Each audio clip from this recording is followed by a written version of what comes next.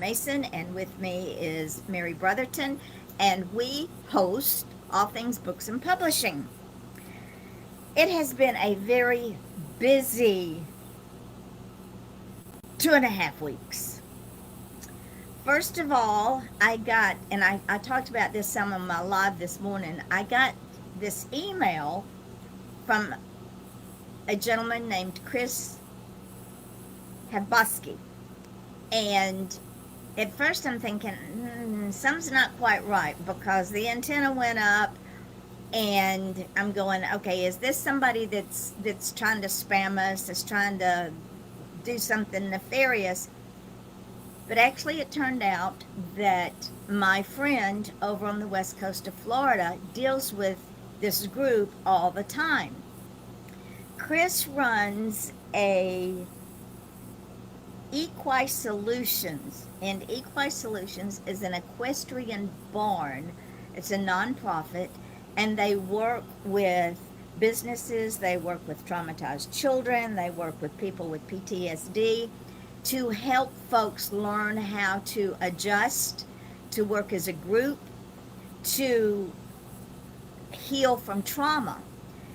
And what he asked was if Midnight Publishing would be willing to mentor some of their volunteers who is helping his wife Darlene Williams with the book she's written. And this book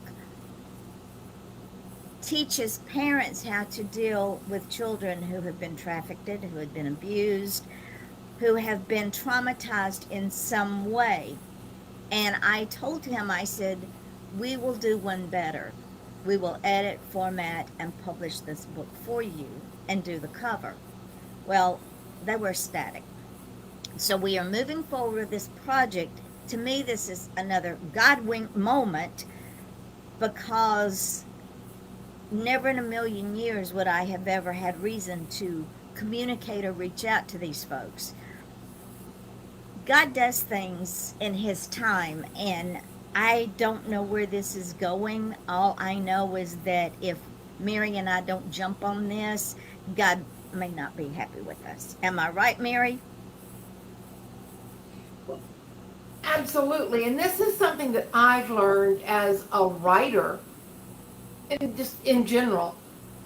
When God gives me an idea for like Ramonda's extended warranty, that's because Ramonda came to me specifically and talked to me. But that's not to say that that idea wasn't given to 1,000 other writers. Some, they might change the name, they might change everything on it, but still the idea of telling the story from the donor family's perspective is very important. And if I didn't jump on that immediately, then somebody else was going to take that idea out of the universe and they were going to create something magical that I would miss out on. My father was notorious for coming up with ideas, but because he didn't have a lot of money to invest on implementing those ideas, somebody else always invented things before he did. And that taught me, if you get an idea, jump on it. And because of you, I mean, I had this idea a week ago. I don't say this to brag, folks. I really don't. Most of the books that I've been putting out have been on my computer for years and years and years. But when a spirit comes to you and tells you, hey, wake up, we have work to do, you can flip back over, go to sleep, and let somebody else take your idea, or you can wake up and go to work. And that's what I did. I spent 2 days working on this book. It's short. It's not a big, monstrous book. 32 but pages. It's got a gigantic story. And it's a powerful story. And what we did, ladies and gentlemen, is we did it in the old-fashioned graphic novel way. And when you go, what? Okay. If you go back and you read some of the novels that were published in the early 1900s, those would have been graphic novels. And what the publisher did is they put pictures within the book. Alice in Wonderland is a prime example. Some of Poe's books are a prime example. They put pictures within the book. So we, instead of making a graphic novel and it looked like a comic book with the bubbles up over the head, Mary wrote the story and we interjected graphics within the novel. The book is only 32 pages long, but it is packed with so much power and so strong a story. It didn't need to be any longer. It is a novel, it is fiction. However, it is And it's made. Go ahead. It's based on reality, but I wrote it so that other teenagers can pick it up and go, whoa, this is about a girl my age. Exactly. It's a quick read. And to see how special Ramonda was. It's a tribute to the family, but it's also a lesson about organ donation. It, very much so. And the importance of organ donation. When we lost Ramonda, I told my daughter, I said, we had her for 13 years. When God created her, he created her with a purpose. Because God knew that there was a child that was coming that would need a viable heart. So Ramonda's life, while short in our eyes, was not short at all. It was long enough. Some folks don't even get to hold that. Perfect timing. Perfect timing. Some people don't even get to hold that little baby. We not only got to hold her, she got to impact a lot of people before and after her death. So this book will be released on Amazon on November the 30th. I'm months ahead of myself. It will be released in time for the season of giving. And I encourage everyone to buy it for yourself, for others, for your children, because this book is filled with so much strength and love and unselfishness and power. And Mary did a beautiful job bringing the story to life. Thank you, Mary, so much. I'm forever in your debt for that. It was not even on her radar. Well,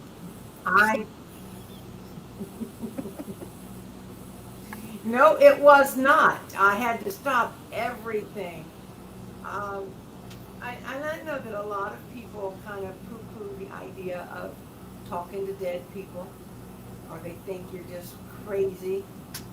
And I won't deny that I am a little crazy, but I will tell you, whether it's your characters in a fiction novel or an actual live spirit of a deceased one, when you get those messages in your head, and you've heard Yvonne say the voices won't shut up, you have to just go with the flow and get it done. Because if you don't, they won't shut up. Will have serious repercussions. Serious repercussions. I want to circle back around to this nonprofit organization, because that's going to segue into something else. When these people first approached me, the first two questions I asked were, are you willing to trust the process? And are you willing to trust me?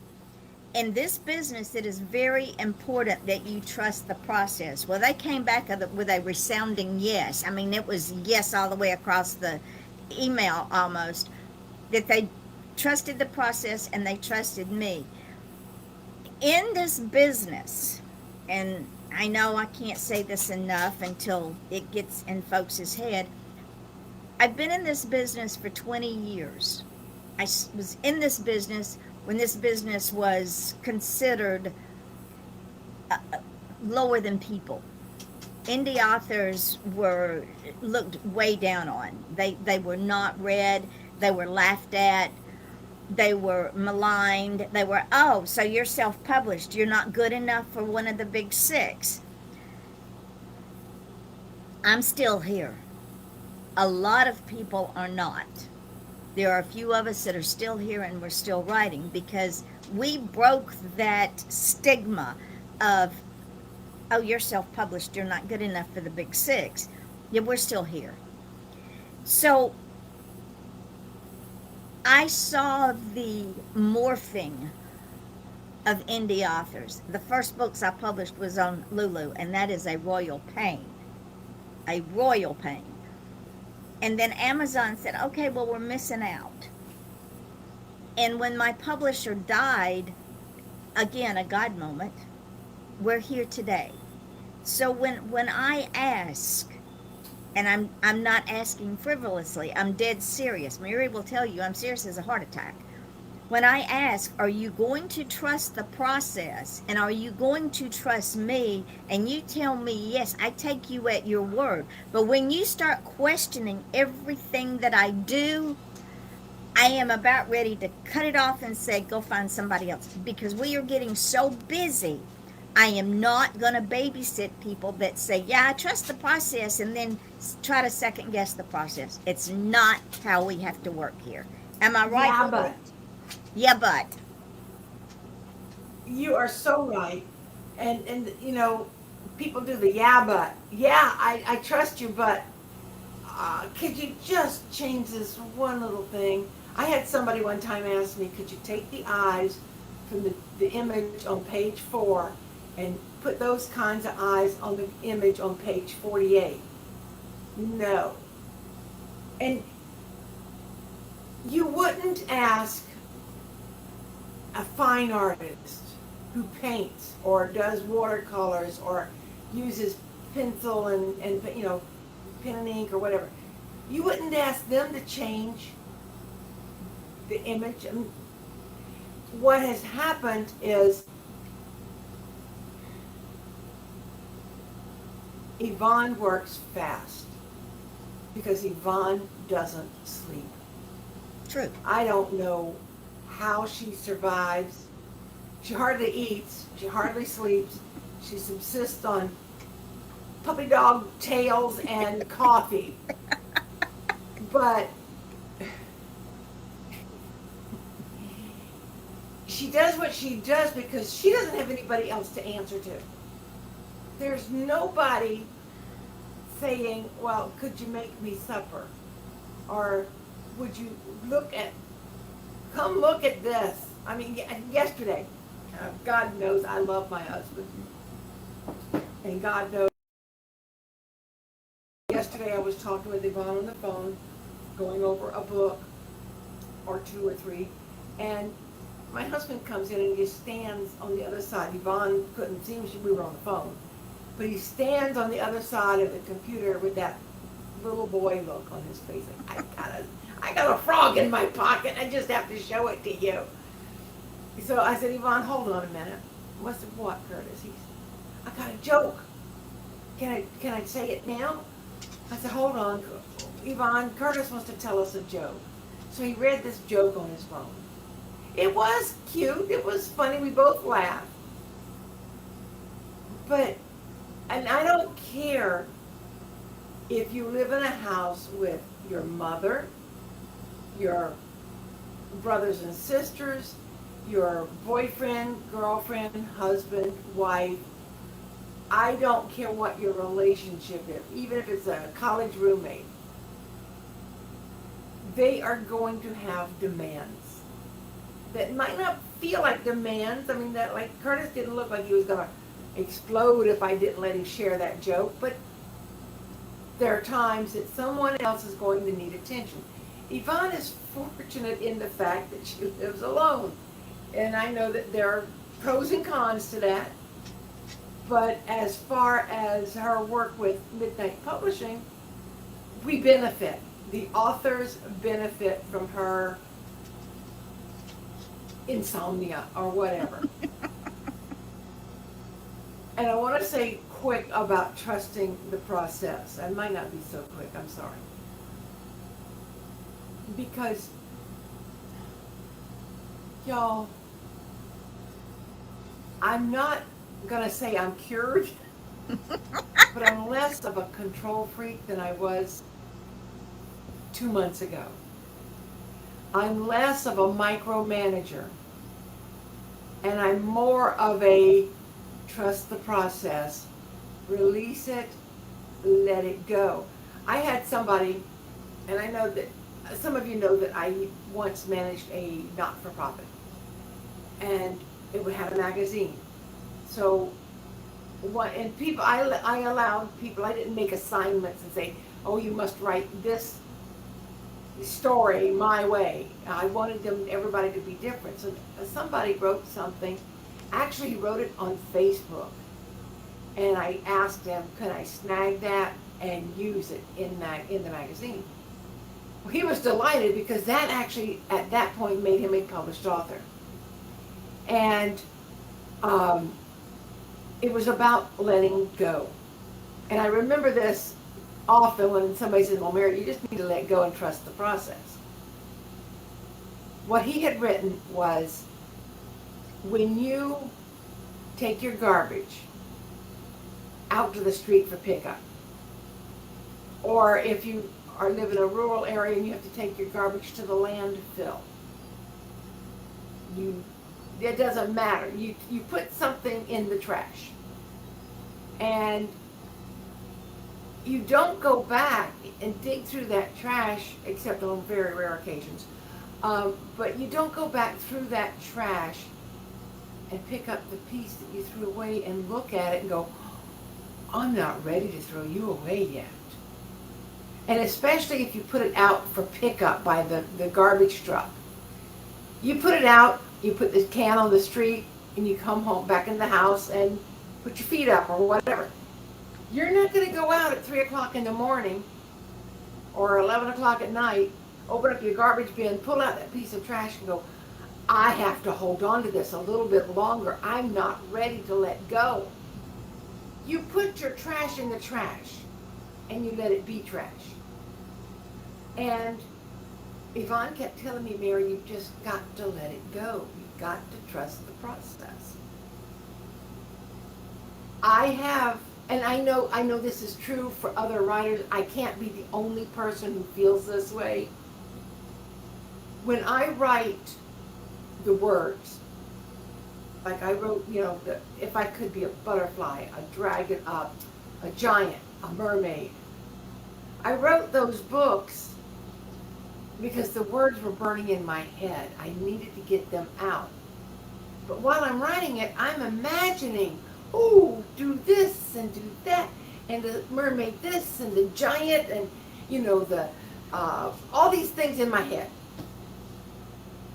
But writing is not illustrating. Writing is not creating the images. With my mermaid book, I tried a jillion ways. I tried AI.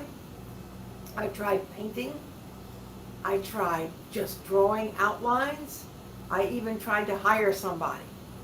Nothing clicked for me. Nothing worked. Nothing. I got like 3/4 of the way through with my drawings, and then I stopped for whatever reason. So I was telling Yvonne 2 months ago,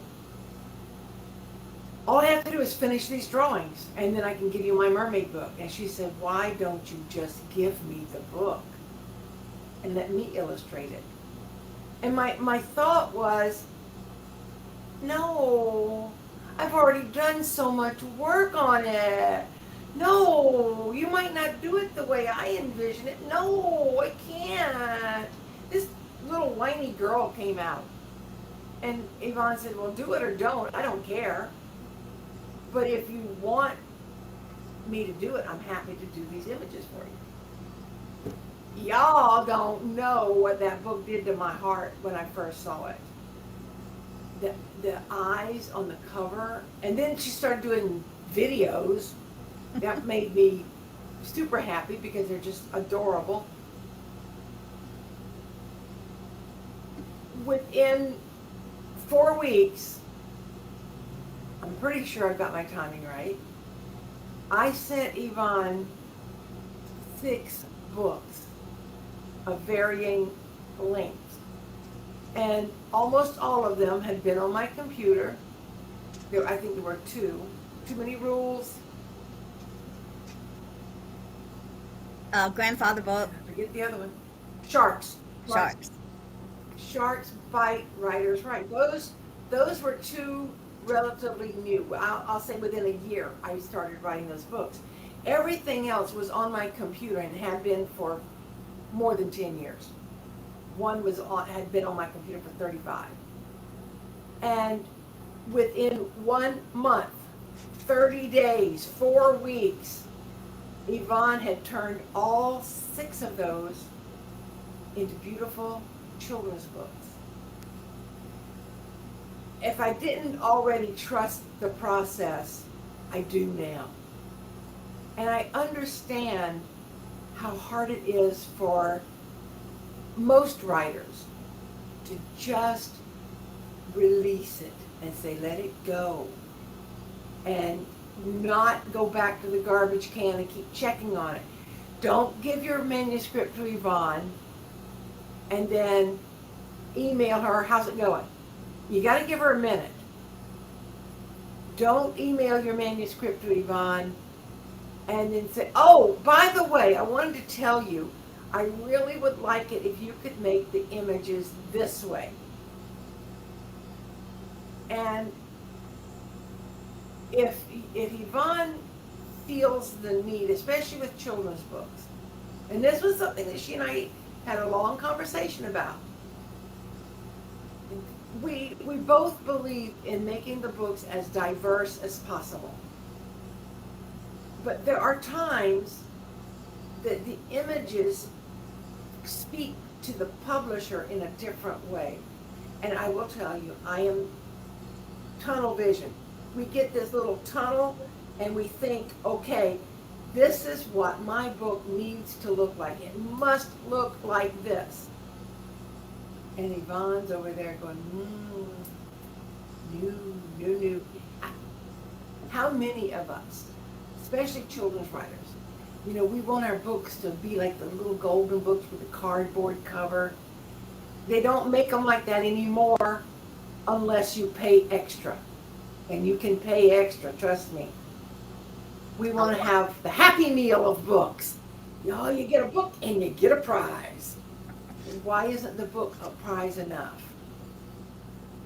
And we want to give a gimmick. We want to make sure that there's...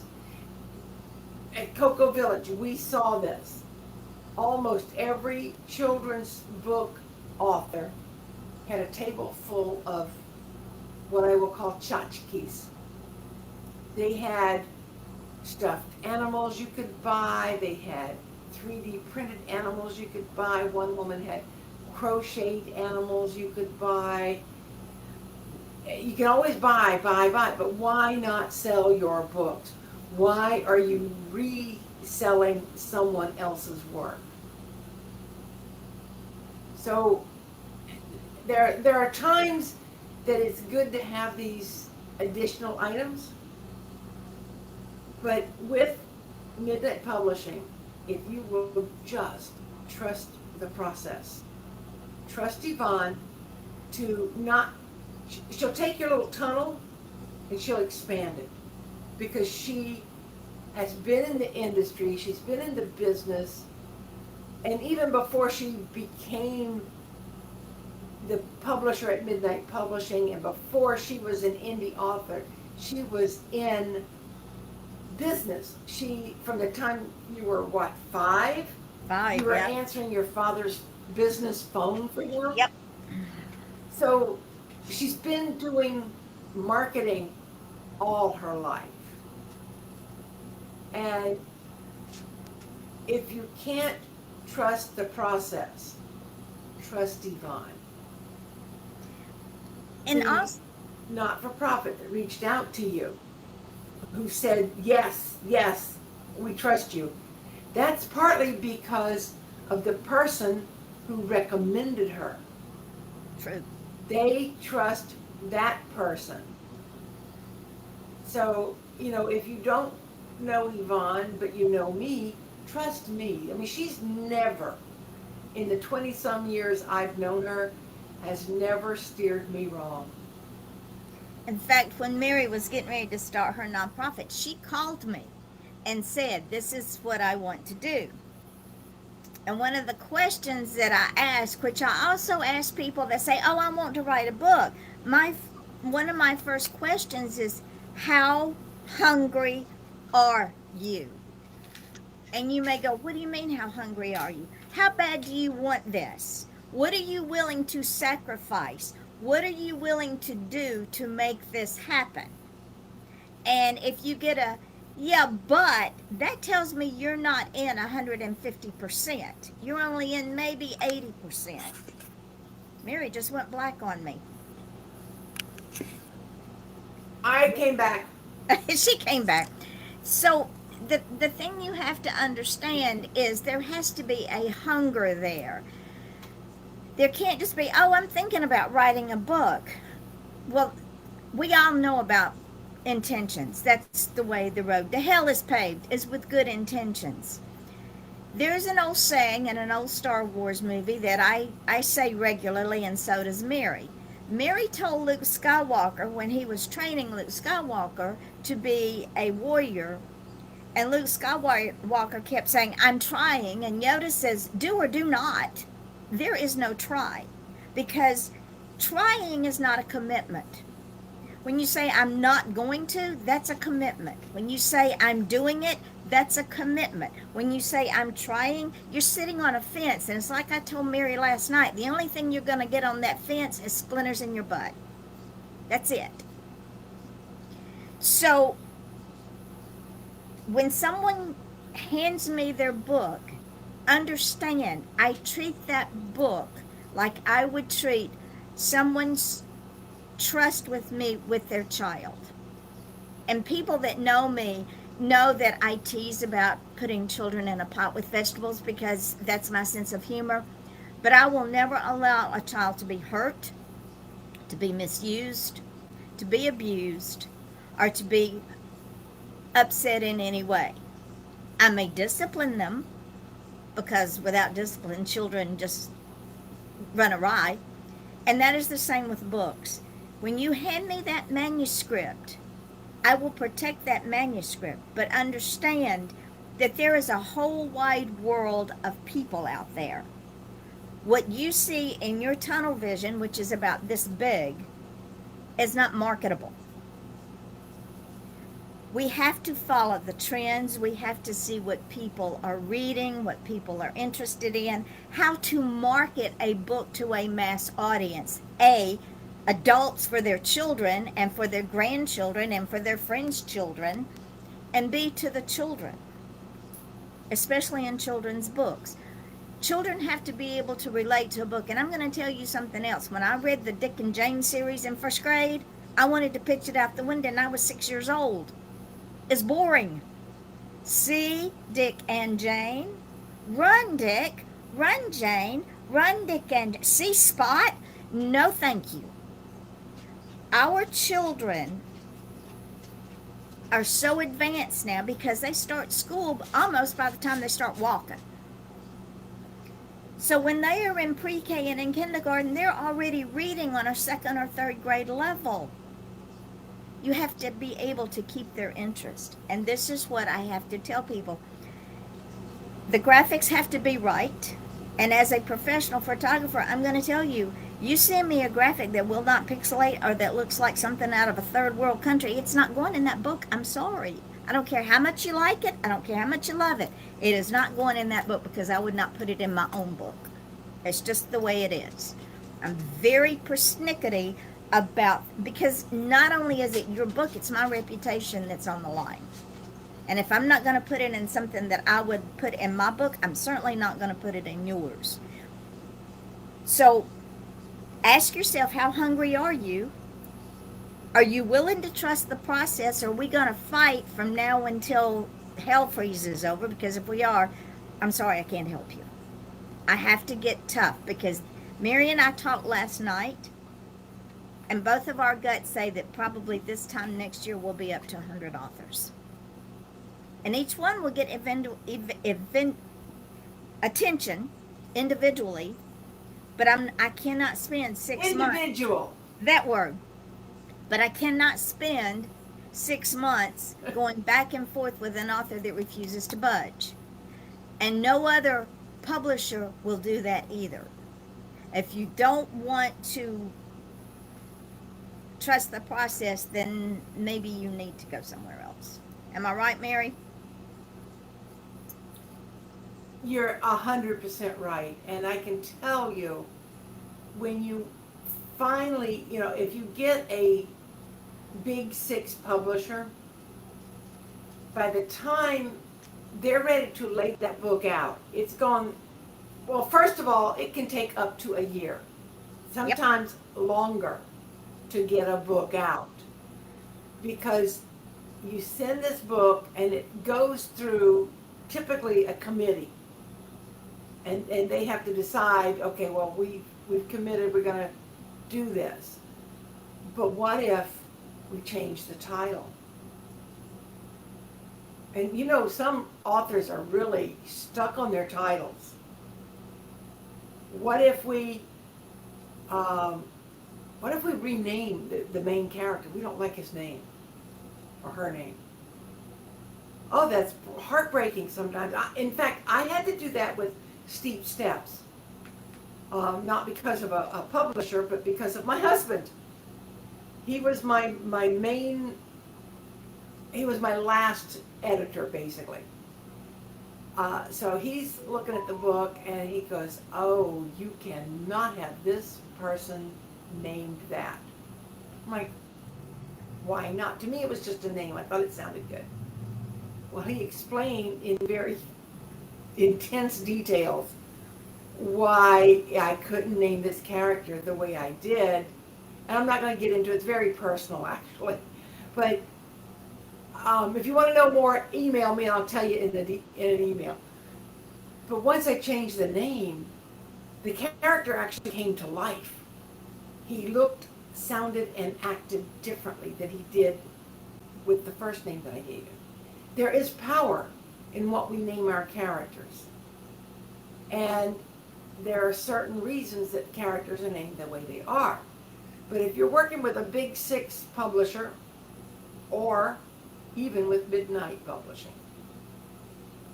And now with Midnight, you're going to get your book done quickly because Yvonne expects you to have done your work prior to sending it to her. But a lot of people send a very rough draft to their publisher. Goes through this committee, they make all these changes, then they start editing. Now the author has last say, but some of these editors can be very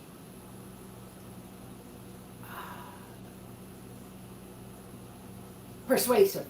That's the word. And they convince you that their way is better because after all, they are the editor. But that doesn't mean they know what's best for your book. And so maybe after a year of fighting back and forth and discussing all these piticky questions and changes, you might be ready to publish it. And you can't go back to that publisher at that point in the game and say, "Oh, I don't like it this way. Can we change so-and-so?" That's part of the process. That's their process. Yvonne's process is much faster turnaround. But that doesn't mean that you can disregard her expertise or that you can try to... I'm trying to be nice here, folks. I bog down when I'm trying to be nice. If I can just say the words, just say they it. come out. Because this is But where we are right now. Don't try to bully Yvonne because that's not going to land well at all. Ooh. And don't try to convince her that your ideas are better than hers. All she wants from you is for you to write the words.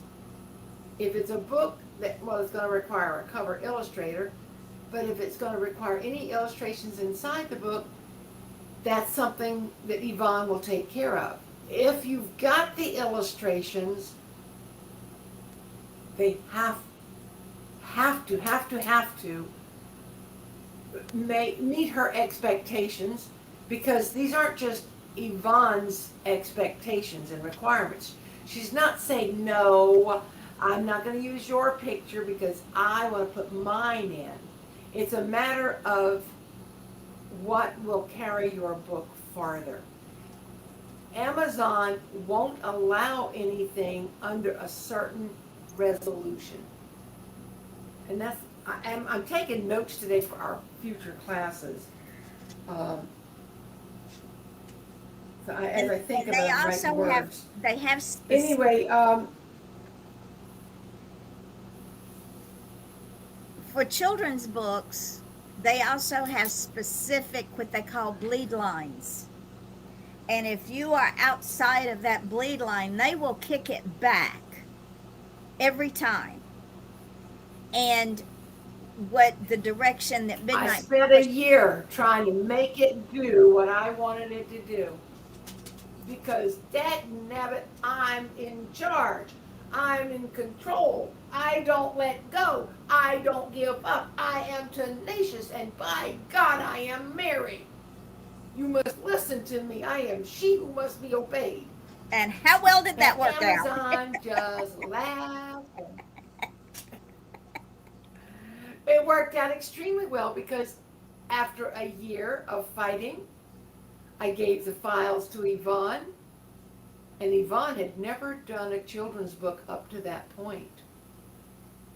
She read the instructions. She paid attention to what it said.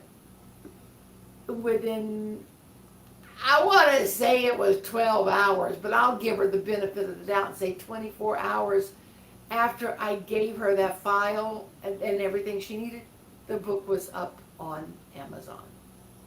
Took me a year, and I still didn't get it. It's all in the details. Blah, blah, blah. The direction that we have now gone with children's books is the KISS method. And the KISS method in business is keep it simple, stupid. Children's books don't need all of this elaborate background graphics. Children don't care. All children want is a graphic they can relate to. And so, because the children's books we print are 8.5 by 8.5, when I get the graphics or I do the graphics, I have to go in and I have to reconfigure the image to an 8.5 by 8.5 inch graphic. I save it. I do this for everything, even the ones that I do. Once I put that graphic in that book and I bring the wording up that matches that graphic, it will change the size of that graphic automatically. It won't be 8.5 by 8.5. It's not going to be a perfect square, simply because it has to accommodate the sentence and the graphic. So when I get an email saying, well, I made my graphics a 1 inch by 1 inch, I have to explain to that author, that's all well and good.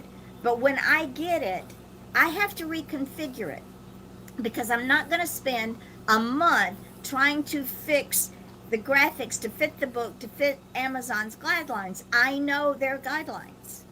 I understand they're not guidelines. They're hard and fast requirements. If I don't do what they've asked me to do, then it's not going to happen.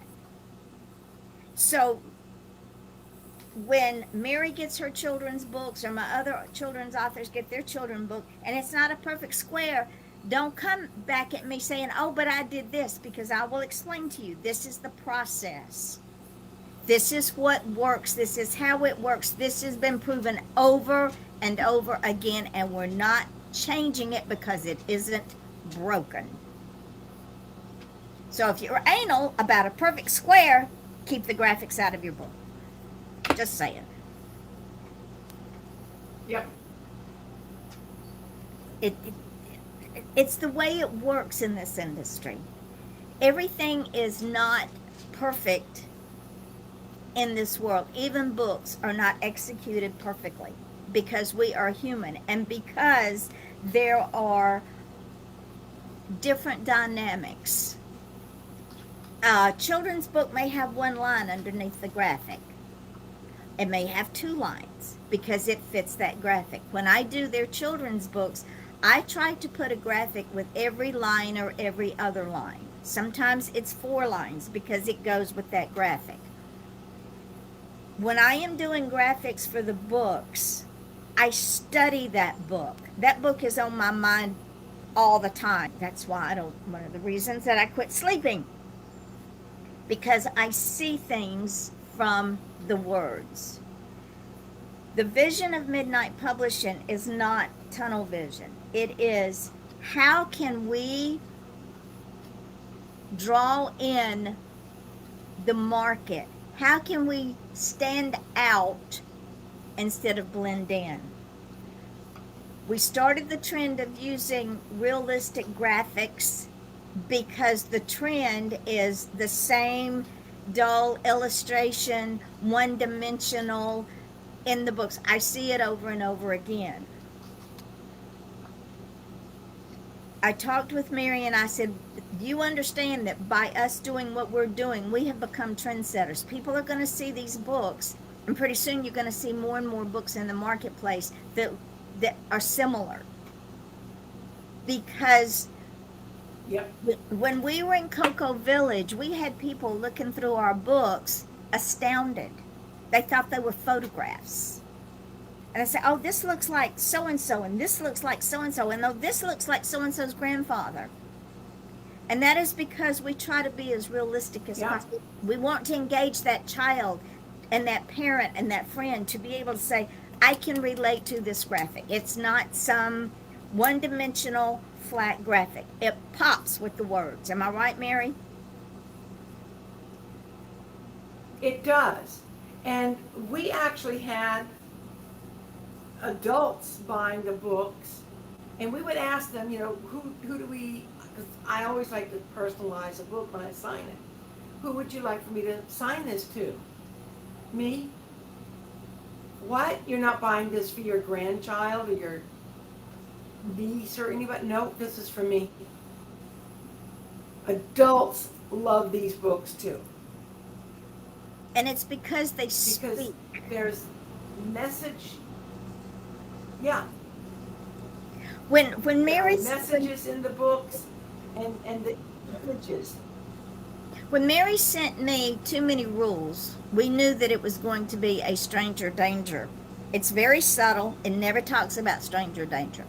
We market it as stranger danger. There's only one in-your-face picture about stranger danger, and that is on purpose. And I told Mary, I said, this is non-negotiable, and there's a reason for this. And she understood, because the front end of the book and the back end of the book pulls that one graphic into perspective. When she sent me If I Could Be a Giant, as I'm reading this, I'm going, wait a minute. If a child is being bullied by an adult, by a peer, by anybody, and they read this little book, they can understand that it doesn't matter if they're bigger than the rest of the world. They can stop the bullying just by being strong within themselves and understanding they are already a giant. Mary had never seen that in that book. So I said, this is the way we're going to promote this book, as an anti-bullying book. And it never talks about anti-bullying, does it, Mary? No, there's not a word about bullying in it. But when you read the book and put the images together, you make the connection. And then you want to sit down and have a conversation with your children. I am working on a book now that's going to explain go out. why. Go ahead. That's a what? To explain why. The it's an No, anti. I was I'm working on a well book. because the images carry.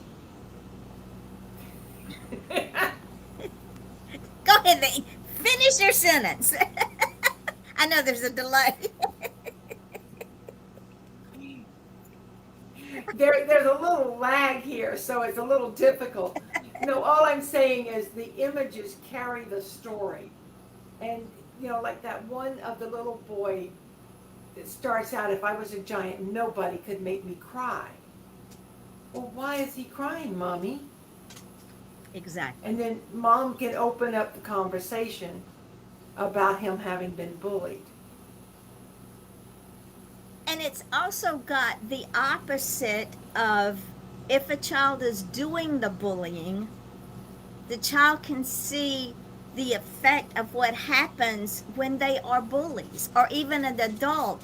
Adults can be bullies too. I've seen it. Adults are, and that's how children Oh, learn yes. that that bullying is okay, is they see adults do it. And this may also give adults pause to think. We're working on a book now with a different author, and it's called The Real Gift. And when I started working on the book, as I was putting the graphics with it, I told the author, so the way we're going to promote this is every child is enough. Think about that one for a minute.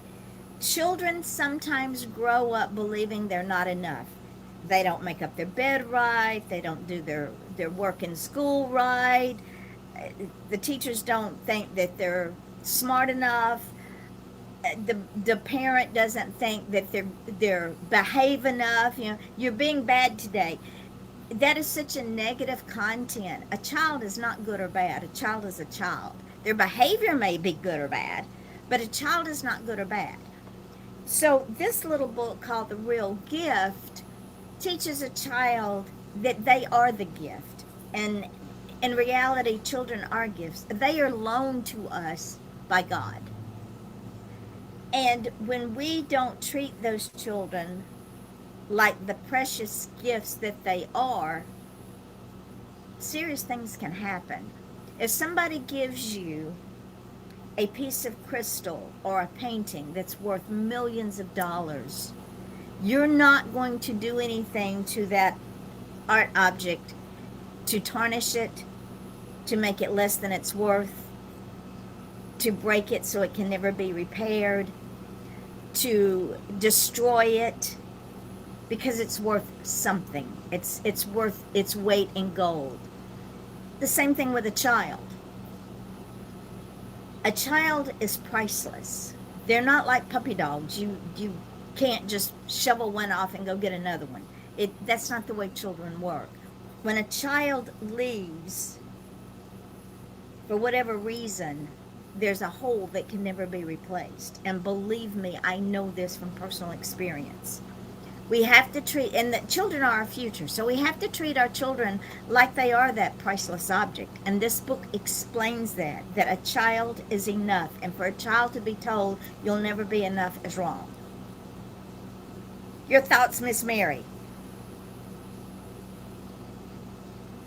Oh, my thoughts echo yours because, it's that kind of brings me back though to something else I want to talk about. And we can go into more of this when we talk about manuscripts, because the author of The Real Gift at first just had an idea, and she sent us the idea and expected us to turn it into a book. And I said, no, I need words, and if I have to write the words, then I'm going to put my name on the book. Exactly. But she came up with the words and turned it into magic. It was, and she's writing another book that's so cute. I'm excited for this one, but I'm not going to give away the secret till we're ready. But no, this little book talks about how precious each child is, and sometimes we have to dig down to the bottom of the box and find it, or we have to remove certain issues. Like you take the tissue, tissue paper out of a box. You have to remove issues to get to the beautiful child beneath the emotions. And again, the graphics enhance the story. The graphics are 3D, I want to say in your face, but not in a bad way. Any child can look at these pictures while the story is being read, or even while they're reading the story, and relate to the graphics. Sometimes children have anger issues we don't know about for whatever reason. Maybe they have vision problems and we don't know about it. Maybe they can't hear and we don't know about it. It was something from birth that never got found. Once that issue is resolved, that takes away the anger issue. Maybe they have emotional problems from some trauma that has not yet been resolved. Maybe they are missing someone that has died and they don't understand all of the inner turmoil that is going on inside of them. That's where you can have a conversation from this book, The Real Gift. Children are not handed to us in the hospital with a book of instructions. It just doesn't happen. It's trial and error, and first-time parents sometimes have a harder time. By the time you get to the third or fourth kid, it's pretty much stress-free, except that every child is different. Well, I know. My son was easy. My two daughters, not so much. One of them didn't sleep, like their mother. I don't know where she got it, but to be able to sit down with these children and read and engage with them with these books, and this is why I am a proponent of taking away the electronic devices that are cheap babysitters and giving our children books. As a child matures, they will understand what they read way back when they were a little kid. Dr. Seuss was forever in our house because Dr. Seuss covered a plethora of issues that people didn't really think were issues until later. The Grinch That Stole Christmas. It's not just a fun book by Dr. Seuss. It is about acceptance.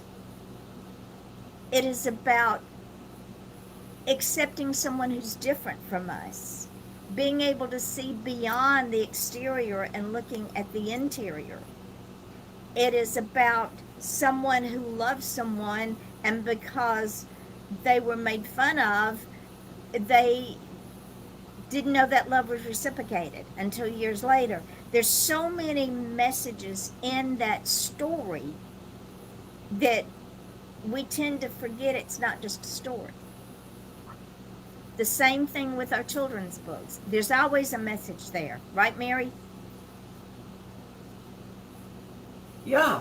And I guess I'm the queen of writing messages, hidden messages. Sally's Heart's about kindness. If I Could books are about imagination while being grounded. And then, of course, If I Could Be a Giant has that added component of anti-bullying. Too Many Rules talks about how many rules parents have to have and why so many. Every time I turn around, and sometimes children only worry about what I don't like. But this book teaches them that every rule has a reason. And it's to protect the child. It's all about protecting the child. The World's Best Grandfather looks like a bunch of fun, kind of a cross-world cultural trip. But the bottom line is, the best grandfather's mine. He belongs to me. Because that's how grandchildren think. And I wanted to mention the prize, the real gift. That would make such a wonderful gift for a child's birthday. Absolutely. And even an adult's birthday. Yep. I mean, how many high school graduates got a copy of Dr. Seuss's Oh, the Places You Will Go? You were right. So there's no reason to say, oh, this is a children's book, I can't give it to so-and-so. If the message speaks to you for a person, believe that they need to read that message. When I first wrote The World's Best Grandfathers, I thought I was writing it for the grandchildren. But it's really a great gift for grandpas and grandfathers and pop-pops and poppies and whatever you call your grandfather. It probably would be a better gift for the grandfather than for the grandchildren, because then the grandpa's going to want to read it. 'Twas the Night Before Christmas was written for children. How many families read it as part of their Christmas tradition now? Every year. So the bottom line is Midnight Publishing's vision for our quote unquote children's authors is not a tunnel vision. It is a marketing vision for the masses. And when you do that, you give yourself permission for two things. You give yourself permission to let go and let the process work. You give yourself permission to trust the process. And you give yourself permission to allow that book to soar and to go to places that other houses have not thought about. We are visionaries here in so many ways. When we talk to people, they say, well, what is your blah, blah, blah? Honey, we got no blah, blah, blah. And I know that's a double negative, but there's a point to be made here. And that point is, we do not restrict ourselves to a certain arena. We knock down all the fences. We knock down all the boxes because we do not want to blend in. And this is what I ask people. Are you married to this cover? Are you married to this graphic? Do you want to stand out or do you want to blend in? Because if you want to blend in, please take it somewhere else, because my psychic refuses to blend in. It is like, in my world, wearing pink or white. I would spontaneously combust if I wore those colors. And here I sit with all the colors. And it's the same with blending in this publishing world. If we are going to make an impact in the market and the trends, we have to be willing to throw off the blinders. We have to be willing to not only dip our toes into uncharted waters, but dive in head first. Because if you don't at least try it, you will never know if it works or not. To fail is to not have tried. To succeed is to have put it out there and seen if it works. If it doesn't work, then take it to a different level. Correct? Yes, and we talked about that yesterday. And Yvonne and I are planning a lunch where we're going to talk more. Yeah. We're always talking, we're always discussing books and publishing and all the nuances.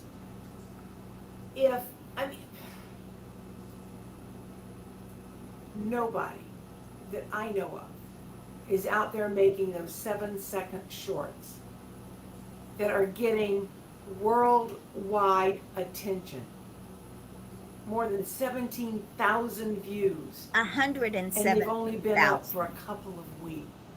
117. Oh, excuse me. We're working. So every book is getting attention. And I know, oh, this is another thing. Oh, I actually have this idea on my list. Um,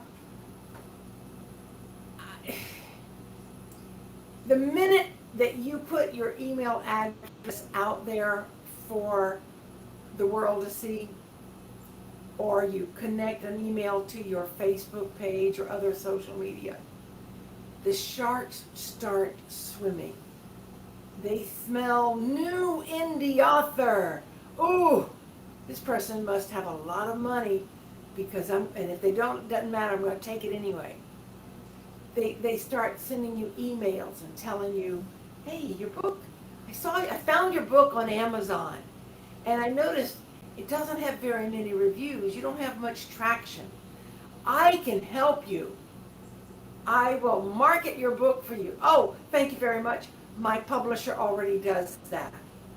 Well, then I will make a short trailer for you. Oh, my publisher does that too. Well, then I'll make a longer trailer for you. Guess what my publisher does? Now, she hasn't gotten everybody's everything yet because she's trying to make sure everybody has a little piece of the pie. But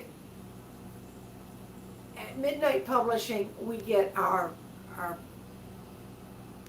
if you make a post about your books, Yvonne is going to take it and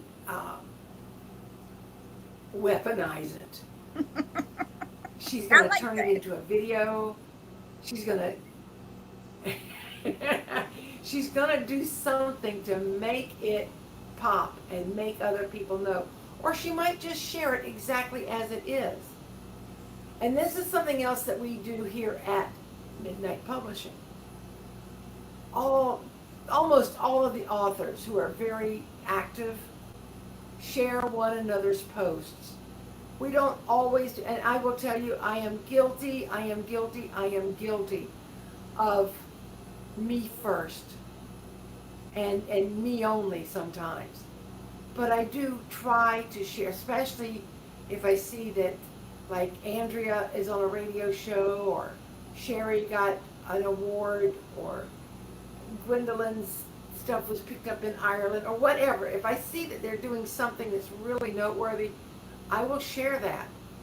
And they share my stuff.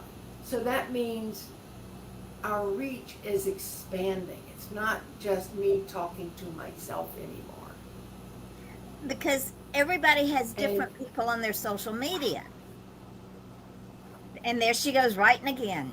Bless her. I don't know what we're going to do with the girl. But, and Mary's right. Well, I'm working on our curriculum. I get a thought and I have to put it down. And Mary is right. When our authors here share each other's works, everybody has different people on their social media. So Mary puts something up about her books. Gwendolyn picks it up and shares it on her page. And then Sherry shares it on her page. Andrea shares it on her page. You've got 3 different tentacles that have stretched out to at least 3,000 more people. And this is why I tell everyone, subscribe to the website, which is midnight-publishing.org. Subscribe to the YouTube channel, which is Yvonne Mason and Midnight Publishing. And share it. Those little 7-second videos are powerful. And they're just 7 seconds. They're not 3-minute trailers. People will not sit and watch a 3-minute trailer. I guarantee they will barely watch a 1-minute trailer. Because their attention span is so short from electronic devices. 7 seconds is about all they will watch. So I cram as much into that as I can. I let them know if the book's out, when it's coming out, who wrote it, and the title of the book. And I've been putting them up now for maybe 3 weeks, and we have, as of yesterday, over 117,000 plus views. Every time I put one up on the YouTube channel, I put it over on the website. It also goes up on the Midnight Publishing page. And Mary will say, Yvonne, you're killing me, because she can't keep up.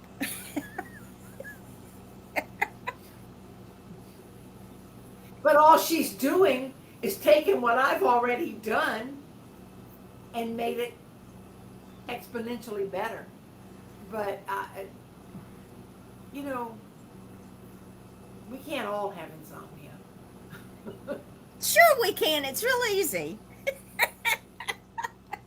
Sleep is overrated. Sleep is very overrated.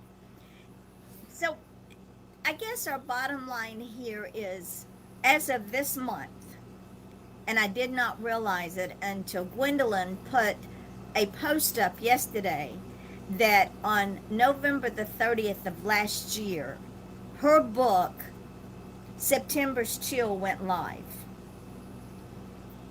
It did not dawn on me that I've been doing the publishing house for a year already, over a year, because I started it, I opened it up in June of last year, and I spent an entire week at my condo in Daytona working on a book that just about drove me crazy because I was still learning Amazon's process. And when I figured it out, it clicked.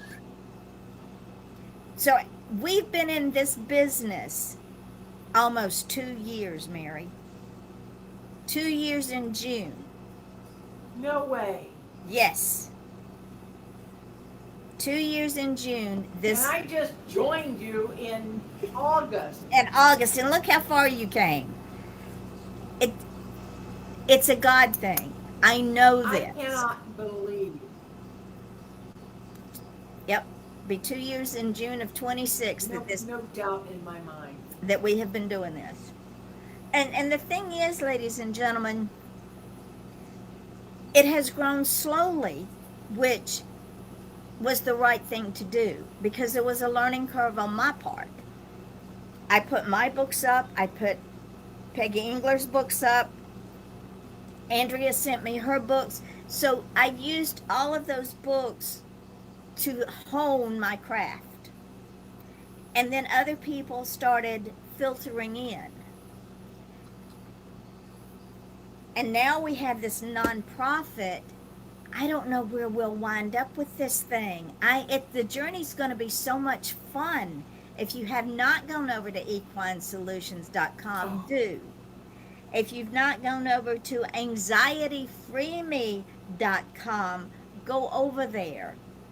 And if you haven't gone over to Darlene Williams, she is a clinical psychologist, and she helps people heal from trauma, both emotional, physical, psychologically.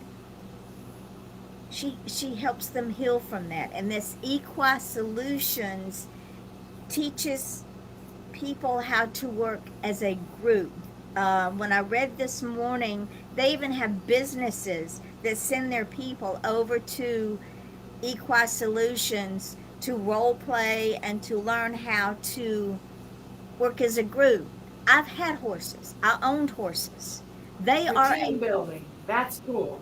Yep. Where are they located? Over on the West Coast, either in Sarasota or Clearwater, I think. But I owned horses. Okay. And owning horses is not a hobby, nor is it a part-time job. No.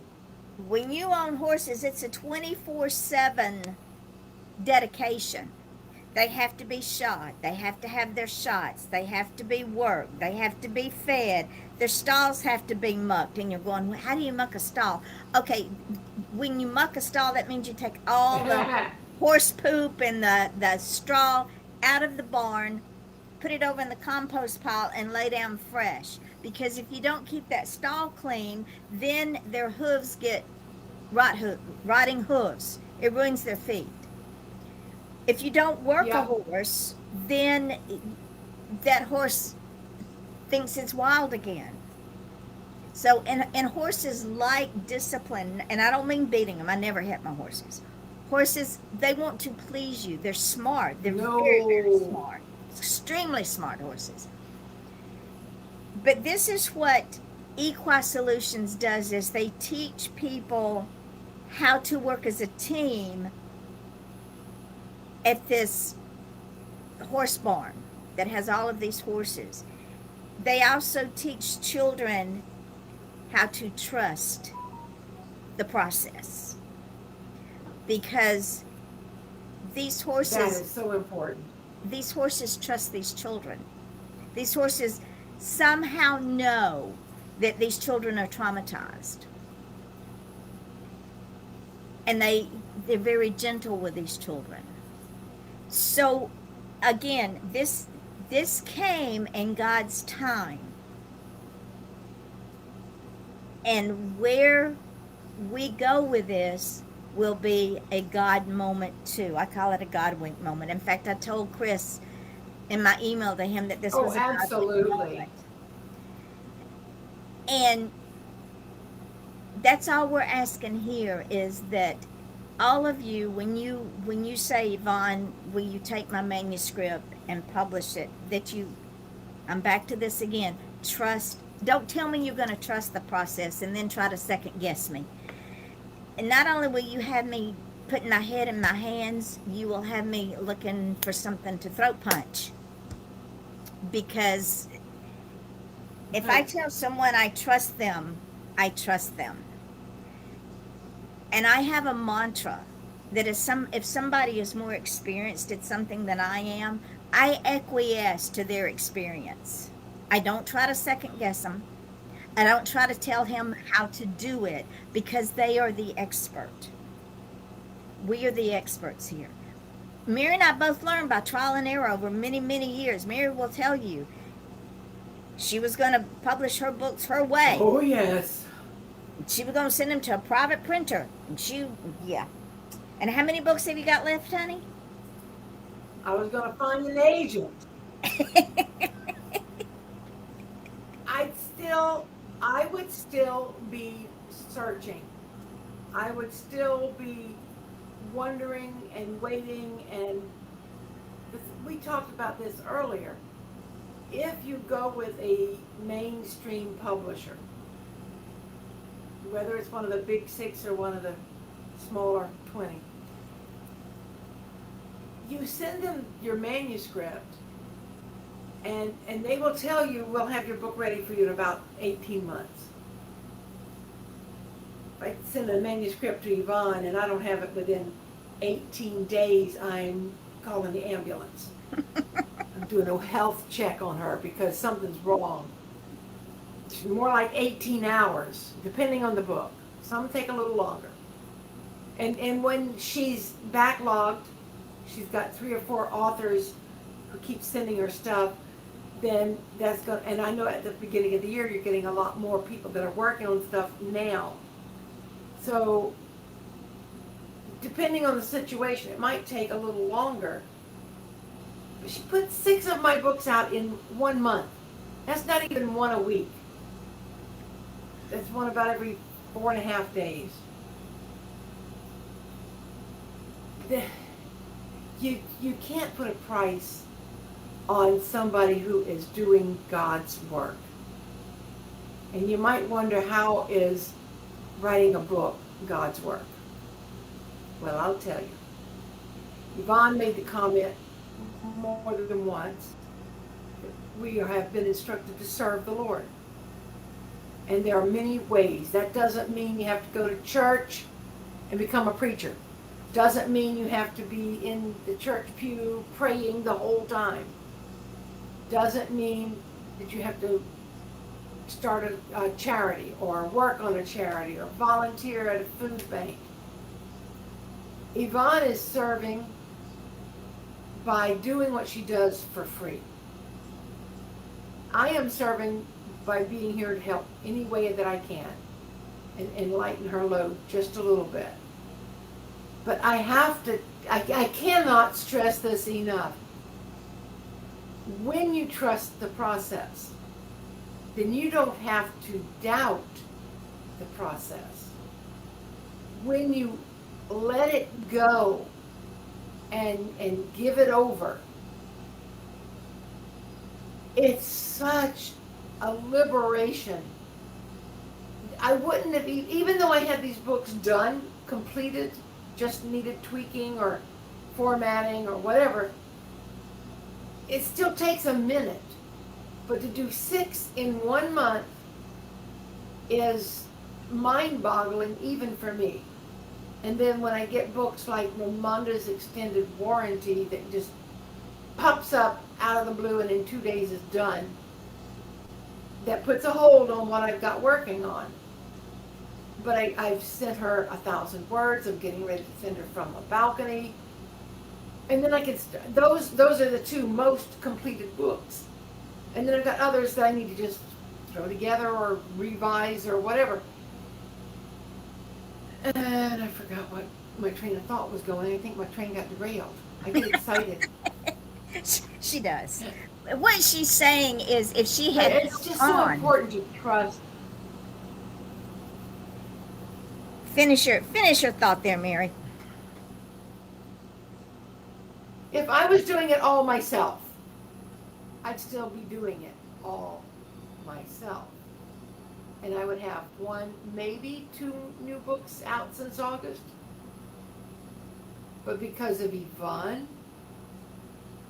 I've got 6, no, since August actually, I've got 13. Ramonda's will be 13 books.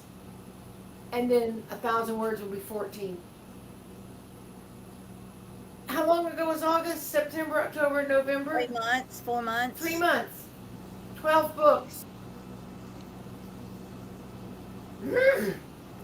Blows my mind and boggles. I'm telling y'all, I have to look in the mirror some days and go, yeah, you are still Mary. You feel like a best-selling author. And that's the attitude that all of the I know what a authors best-selling author feels like. Yeah, exactly. That's the attitude that all of you should take, because I don't care if you sell 1 book, 20 books, or 100 books. You are a best-selling author. And I'm going to tell you how best-selling authors come to be. When the Big 6 send out their new releases to the bookstores that are going bye-bye, they send a list of new releases, and they ask the managers of those stores to pick their favorite books. That's where your best-selling author list comes from.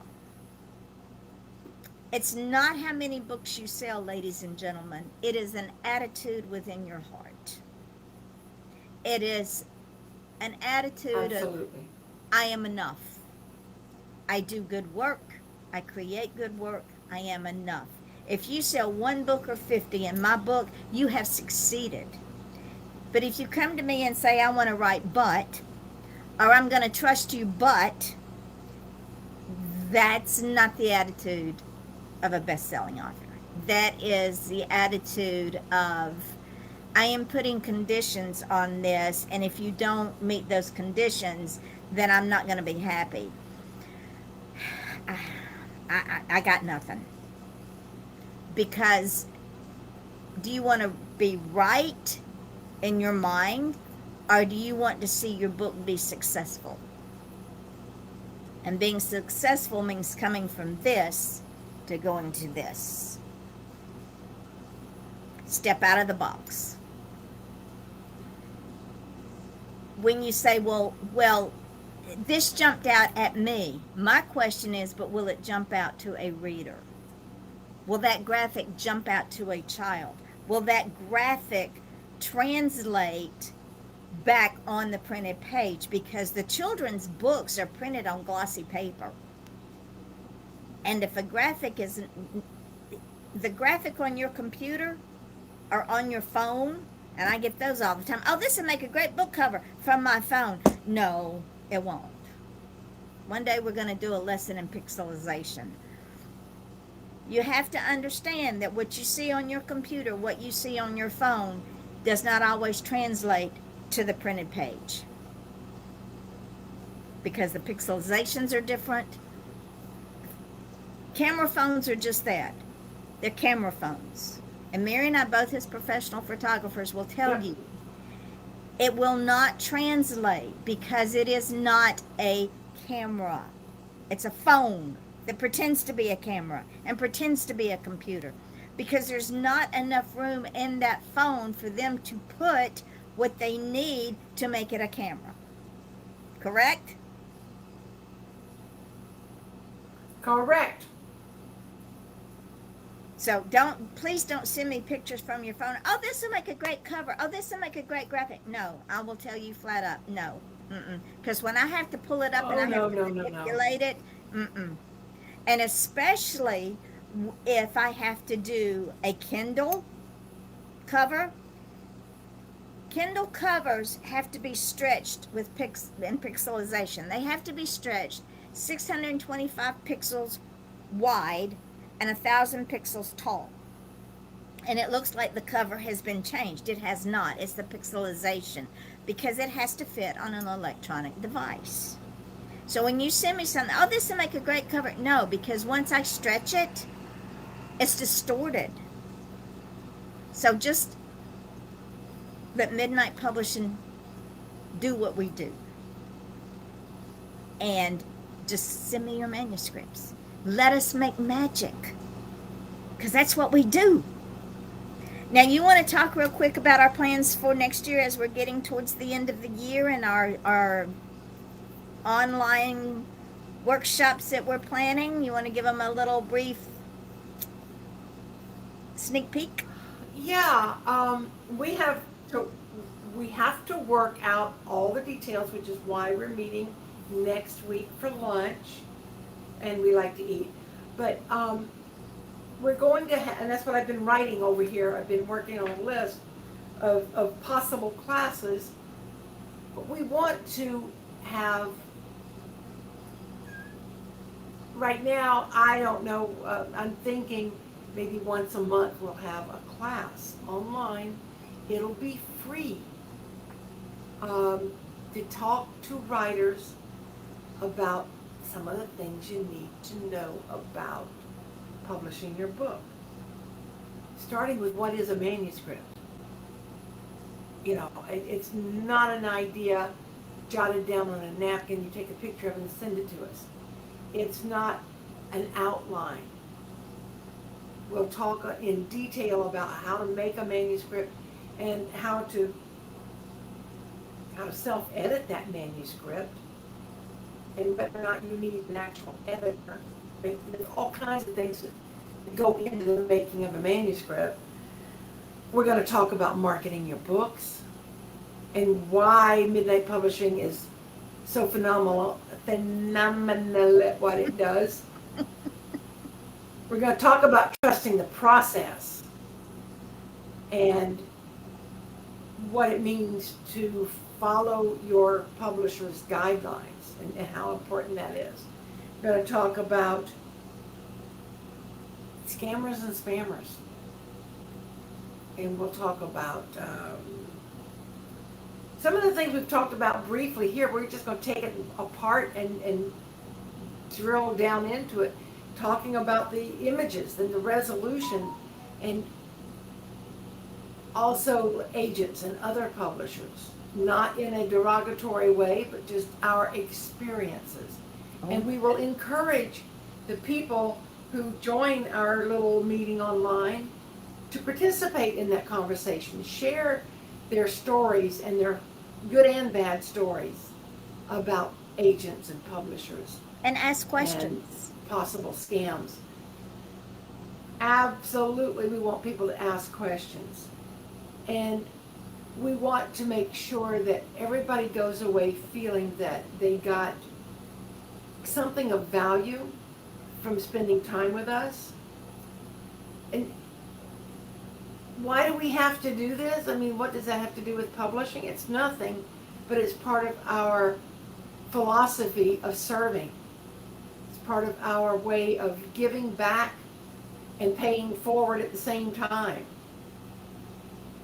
We just want to help other writers feel the joy that comes from holding their book. And I know that a lot of people think for me having almost 15 books out that joy would have abated by now. But every book is my baby. Every time I hold a new one, I get so giddy and so excited. One of the reasons that we're doing what we do with the beginning of the year online classes is we've found that a lot of writers who reach out to us don't understand a lot of these things that we talked about. And they think it's okay to send us information in drips and dribbles. Here's a chapter. Well, here's an idea. Well, what if we did this? Oh, here's chapter 2 now. I'm sorry, no. Number one, it helps because Yvonne is such a big picture viewer. It helps her to see the entire book and read it and get an idea. That helps her build the cover. And I don't think Yvonne's ever told me that I need to change the title of one of my books. I would But never do that. sometimes, no, but there's sometimes another title. Well, like when I first told you that I wanted to write a story about Ramonda, that was before she came to me and said, okay, let's go, we got business to do. And I had in my head to call it one thing. I was going to call it Ramonda's Final Gift. And then I started thinking, no, it should be Ramonda's Best Gift. And then all of a sudden, she's whispering in my ear, extended warranty. What? Well, knowing what I know about her family now, and the way her daddy works on cars and things, it makes so much sense that Ramonda would talk about an extended warranty, because that's what she has done by giving her organs to 8 other people. She has extended their warranty through her selfless gift of life. And she extended it for generations to That come. was when I knew I had to change the title. And she extended it Yes. for generations to come, so who knows how far that warranty will go. We have surpassed. So sometimes we have to change the title midstream. Yeah. And Yvonne needs to read the entire book so she can get a good picture of the cover. But if she needs to, thinks we need to change the title, and I know that when I was talking with Darlene J-Jo, she told me that she wanted to call her book not the real gift. I think she's just gonna call it The Gift. The perfect There gift. must be 500 books on Amazon called The Gift. Yep. And she said, well, I can't do that. So she and her daughter brainstormed and came up with another idea. And that's how The Real Gift came about. And I will tell you, I didn't do that kind of research when I wrote Faith and Folly. There are other books out there by that name. There are other books named Steep Steps. A lot of them are the steep steps of Machu Picchu, or the steep steps to my heart, or the steep steps blah blah. But yeah, and then this is why our book covers are so important. We want the title to match the book cover, and we want the book cover to start the story of what's inside. And that's where Yvonne shines and excels. She can just envision the bigger picture. And as she's working on a book, she's thinking of how to market it. Especially the books that don't have, 32 images in them. She has to come up with something to catch attention. And that's So the she's always important working thing. on that. Oh, and my mind never, my mind, Mary will tell you, my mind never stops. Never.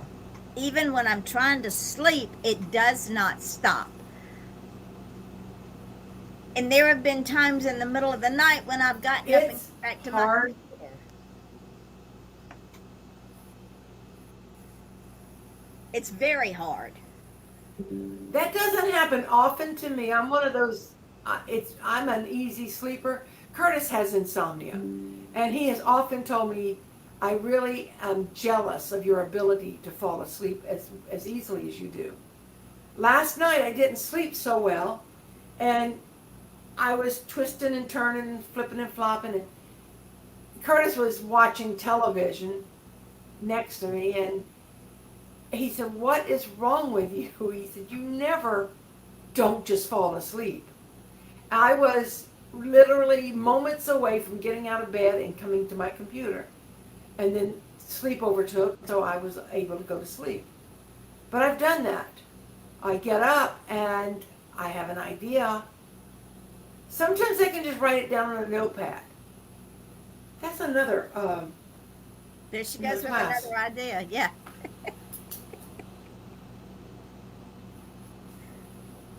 Well, I'm just thinking of different ways we can help writers be better writers, be more prolific writers. And you know, we were talking yesterday about some of our idea people who love to send you, "Hey, I got an idea for a book." Well, I don't mind being a ghostwriter, but you're going to pay me for that. Exactly. And if you want me to write your book, I'm going to put my name on it.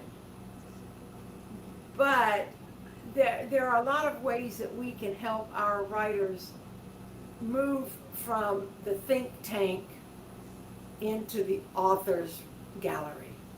And that's why we're doing these classes. We want to empower our indie writers and make them all feel like bestsellers.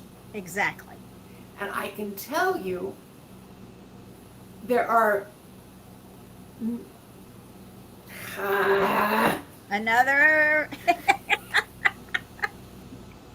You can yeah. tell. Well, I want to talk about what is a bestseller. I mean, you have the capability to now go on after 2 years, but to go on your diagnostics and your reports, and I think you should find your bestseller at Midnight Publishing. I don't care if it's Yvonne Mason. It's probably going to be Andrea or Sherry, but I think you should announce the 2025, whatever year we're in, or 2024, best-selling author at Midnight Publishing. We could do that.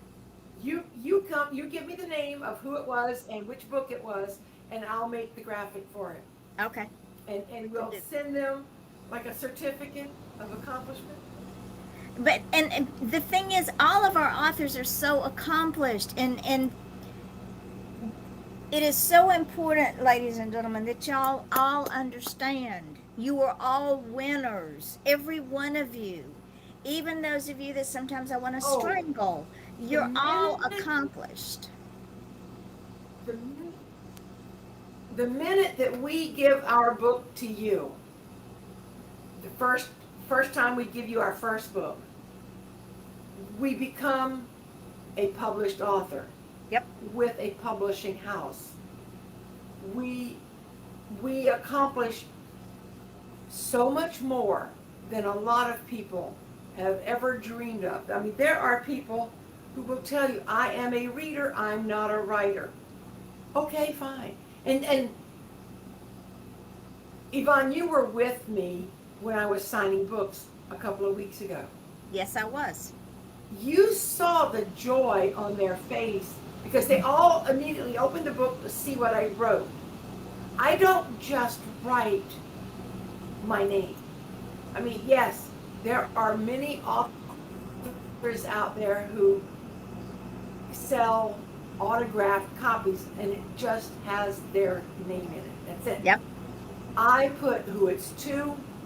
I write an inscription, which is a little 1 or 2 sentence message. Then I sign it and I date it. But I also take another step farther and I emboss it with my logo. Yes, I have a logo. And every author can, doesn't need to, but you're welcome to have your own logo. That's just my personal preference. I just felt like it was time for me to make one. You will never get your books embossed by me unless you see me in person. So that's But the another people reason. watching me, yeah, the people watching me do this, they were in awe. Because it's like a subconscious knowledge. If you have published books and you're selling them at an event or just on Amazon, that's proof that you can complete a project. That's Exactly. proof that you can take a tiny, tiny spark of an idea and turn it into something. I don't have any of my books on the table, but you can turn it into something solid. You have the ability to tell a story. Everybody's not a storyteller. Everybody's not a plumber. Everybody's not a doctor. There are reasons that some of us do certain things and others don't. People tend to be in awe of authors. And this is one of the reasons why the indie authors were so maligned 20, 30 years ago. Because they thought that we were taking shortcuts. They thought that we were not willing to go through the process of the traditional publishing avenue. We had stories to tell that couldn't wait. We had stories that needed to get out exactly when they got out. And I've seen this over and over. A lot of people don't leave book reviews. I don't know why. I don't always leave book reviews because I'm busy writing my own books. But if you're a reader and you like an author's book, please go to Facebook if you, not Facebook, Amazon, if you bought it there. Because they won't let you leave a review if you didn't buy the book from them. Leave the book review. If you didn't like the book, say so. Tell us why. We want to learn, we want to know. The reviews help us and they help other readers find books that they want to read. You can go to Goodreads and leave a book review. You can go, I think All Author lets you do that, I don't remember. You can leave it on Facebook. Go to Midnight Publishing and leave a recommendation for a book. Maybe you don't know anybody personally that you've read our books. Find our Facebook or our Twitter or X or Instagram and leave us a note, leave us a comment that says, hey, I just read your book. And name the book. Absolutely. I get so much scam. Dear author, I came across your book the other day and I think it needs to get more visibility. Let me help you for only $799. Or the newest scam, I manage a book club. We have 15,000 members. It's all done online. We'd love for you to come and talk to our club members and tell us about your book. You know, that sounds great. I'd love to do that. Fine. It's only going to cost you $197 to pay for snacks. It's all done online, and you want me to pay for snacks for $197? Ding, ding, ding, something's not computing up here. And that's another class we're going to do, the scammers and spammers. But to leave a book review, all you need is about 50 words, maybe not even that many if it's not done on. In fact, my sister probably left the shortest but most profound book review about Steep Steps. It wasn't what I expected. It was better. Jim is a hot mess. There's a talk show waiting for you. Okay, thanks, Jane. Appreciate it. My other sister has the book. She won't read it. She won't leave a review. That's just the way it is. And the thing with book reviews, ladies and gentlemen, while we're on the subject before we close for the day, if that book does not appeal to you personally, that is fine. But understand this, as my mother taught me many, many years ago when I was in college at 52 and 53 years old, and I had to read a book that was written in the 1920s and do a book report on that I hated the book. My mother, the very wise woman she was, said, Yvonne, read it with an open mind. That's hard to do when you already have yourself super psyched up that this is what you're going to get out of it. I went back and I started the book over again. And I did what she asked me to do. I read the book with an open mind. There was so much in that book. And there was a lesson in that book. So even if you don't particularly care for the book, maybe you read with a closed mind, maybe you didn't understand the author's vision, artist perception, find your own vision in the book. Whatever you do, ladies and gentlemen, do not attack that author personally. Because if I'm attacked personally in a book review, I will stand that review and flip it up on its head. I will take and use that book review for my advantage. I've done it. Oh, yes. Stay open-minded. And it's like I used to tell my little one when she was in school, and she said, Mama, I just don't like that teacher. She don't like me, and I don't like her. And I said, Samantha, find one thing about that teacher that you like. Is it her smile? Is it the color of her hair? Is it what she wears? Is it the color of her lipstick? Find one small thing that you like and focus on that and let her know that's what you like about her, and the whole dynamic of your relationship will change. She did, and it did. So when you read a book, do not pick a book up with a preconceived notion of how you want this book to be.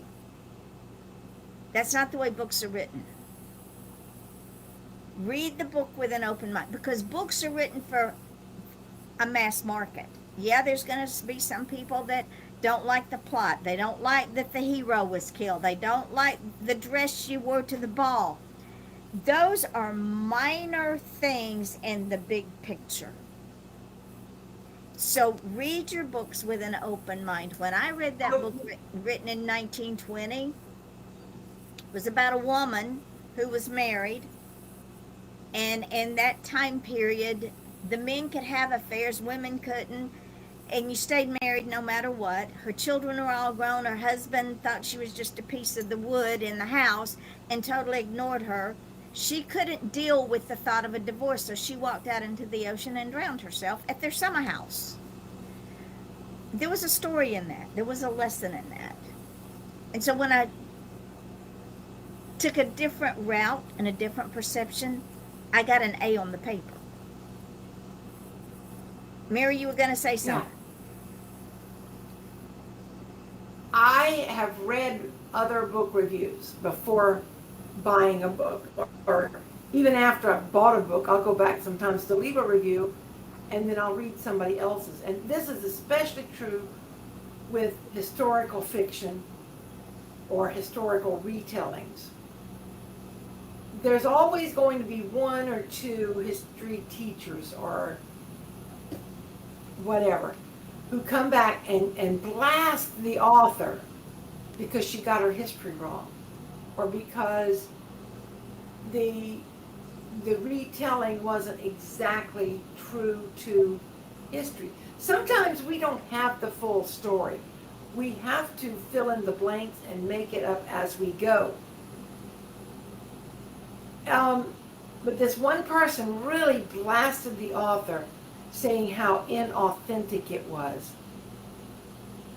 It was a children's book, but for me, I read the book. It was about the Native American woman and then other subsequent women who were involved firsthand in the gold rush in the 1840s. A long time ago. Everybody knows that history is written by the victor. History is written by the man with the most money, typically. And history often overlooked women of the 1800s, especially women of color. And so we had this indigenous woman. She was connected. She was married to a white man, I think, but she was connected, and she started this prospecting. There were boom towns built by women who said, I don't want to go out into the wilderness and mine for gold. That's hard work, but I can make food and sell it to the miners as they come through town. So the book, when I read the book, I was in awe of these women because I am spoiled, I am pampered, I am of the 21st century, I have technology like nobody's business, and I'm also, these women weren't even able to vote. That's how far back this was. They were considered property. But reading this book made my heart proud to be a woman. How could I even complain about my life when these women were out there making a mark on the world physically? I'm making my mark in a different way. Was it completely accurate? I didn't know. But I didn't really care because the author had done what she wanted to do. She inspired little girls. That was her plan, was to inspire young women or children, especially little girls, to go for what they want. So here's this one person saying, oh, I give it a 1 star. I'd give it less if I could, but it's not accurate. Okay? Then this gives me the catalyst, the impetus, to go look up history and see what I can find out on my own. Everybody's not like me. Some people just like to be entertained. Be entertained. But when you write your review, give me the name of the author, give me the name of the book. Tell me one thing that why did you pick it up off the shelf? Why did you choose it? Did it live up to the hype? Okay. Was it well written? Despite the fact that you might not agree with the subject matter, or despite the fact that it doesn't have your happily ever after, did you learn anything? And you can say all that. You can make a tick list if you want to. And say, nope, oh yeah, this one worked. But like Yvonne said, don't put down the author. A lot of people like to put down the authors because they didn't have the courage to write the book themselves. Very true. So with that, we have now been on this show for almost 2 hours instead of the hour and a half, but that's okay. We will, Lord willing, be back here next Wednesday. We did Tuesday because I have a very early morning airport run. And know that we are honored, we are humbled to be your publisher. Just let us do what we do because we know how to make the magic. Trust the process, trust us. Any parting words, my friend? Bye. So until next Wednesday at 10:30, we will say, have the day you all deserve, and we hope to see you back then. Talk to you later. Bye. Bye-bye.